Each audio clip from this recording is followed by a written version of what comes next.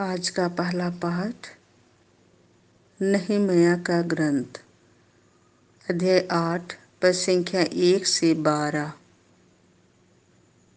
इज़रा ने संहिता का ग्रंथ खोलकर ईश्वर का स्तुति गान किया और सब लोगों ने उत्तर दिया, आमीन आमीन। समस्त इस्राएली जल द्वार के सामने के चौक में एकत्र हुए और उन्होंने इज़रा से निवेदन किया कि वह प्रभु द्वारा इस्राएल को प्रदत्त मूसा की संहिता का ग्रंथ ले आए। पुरोहित इज़रा सभा में संहिता का ग्रंथ ले आया। सभा में पुरुष, स्त्रियां और समझ सकने वाले बालक उपस्थित थे। यह 7वें मास का पहला दिन था। उसने सवेरे से लेकर दोपहर तक जलद्वार के सामने के चौक में स्त्री पुरुषों और समझ सकने वाले बालकों को ग्रंथ पढ़कर सुनाया। सब लोग संहिता का ग्रंथ ध्यान से सुनते रहे। शास्त्री इज़रा विशेष रूप से तैयार किए हुए लकड़ी के मंच पर खड़ा था। इज़रा लोगों से ऊंची जगह पर था। उसने सबों के देखने में ग्रंथ खोल दिया। जब ग्रंथ खोला गया तो सारी जनता उठ खड़ी हो गई। तब इज़रा ने प्रभु महान ईश्वर का स्तुति गान किया और सब लोगों ने हाथ उठाकर उत्तर दिया, आमीन आमीन। इसके बाद वे झुक गए और मुंह के बल गिरकर उन्होंने प्रभु को दंडवत किया। लेवियों ने लोगों को संहिता का अर्थ समझाया और वे खड़े होकर सुनते रहे। उन्होंने ईश्वर की संहिता का ग्रंथ पढ़कर सुनाया, इसका अनुवाद किया और इसका अर्थ समझाया, जिससे लोग पाठ समझ सके। इसके बाद राज्यपाल नहम्याह, याजक तथा शास्त्री इज़रा और लोगों को समझाने वाले लेवियों ने सारी जनता से कहा, यह दिन तुम्हारे प्रभु ईश्वर के लिए पवित्र है। उदास होकर मत रो, क्योंकि सब लोग संहिता का पाठ सुनकर रोते थे। तब इज़रा ने उनसे कहा, जाकर रसदार मांस खाओ, मीठी अंगूरी पी लो और जिसके लिए कुछ नहीं बन सका उसके पास एक हिस्सा भेज दो, क्योंकि यह दिन हमारे प्रभु के लिए पवित्र है।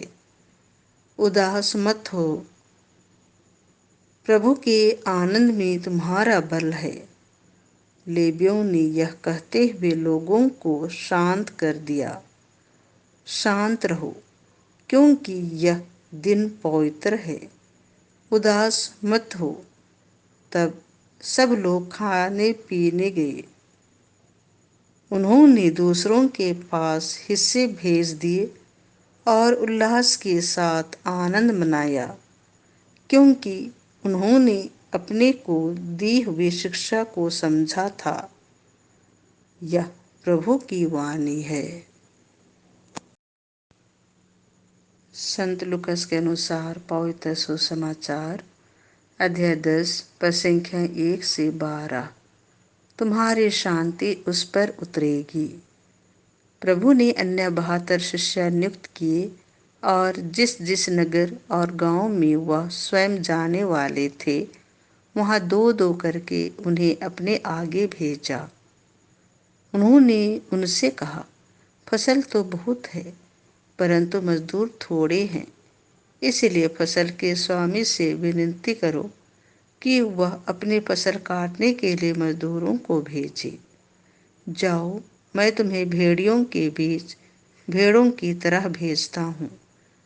तुम ना थैली, ना झोली और ना जूते ले जाओ, और रास्ते में किसी को नमस्कार मत करो। जिस घर में प्रवेश करते हो, सबसे पहले यह कहो, इस घर को शांति। यदि वहाँ शांति के योग्य कोई होगा तो तुम्हारी शांति उस पर ठहरेगी, नहीं तो वह तुम्हारे पास लौट आएगी। उसी घर में ठहरे रहो और जो उनके पास हो वही खाओ पियो, क्योंकि मजदूर को मजदूरी का अधिकार है। घर पर घर बदलते ना रहो। जिस नगर में प्रवेश करते हो और वे तुम्हारा स्वागत करते हैं, तो जो कुछ तुम्हें परोसा जाए वही खा लो। वहाँ के रोगियों को चंगा करो और उनसे कहो, ईश्वर का राज्य तुम्हारे निकट आ गया है। परंतु यदि किसी नगर में प्रवेश करते हो और वे तुम्हारा स्वागत नहीं करते, तो वहाँ के बाजारों में जाकर कहो, अपने पैरों में लगी तुम्हारे नगर की धूल तक हम तुम्हारे सामने झाड़ देते हैं। तब भी यह जान लो कि ईश्वर का राज्य आ गया है। मैं तुमसे कहे देता हूँ, न्याय के दिन उस नगर की दशा की अपेक्षा सोदोम की दशा कहीं अधिक सहनीय होगी। यह प्रभु का सुसमाचार है।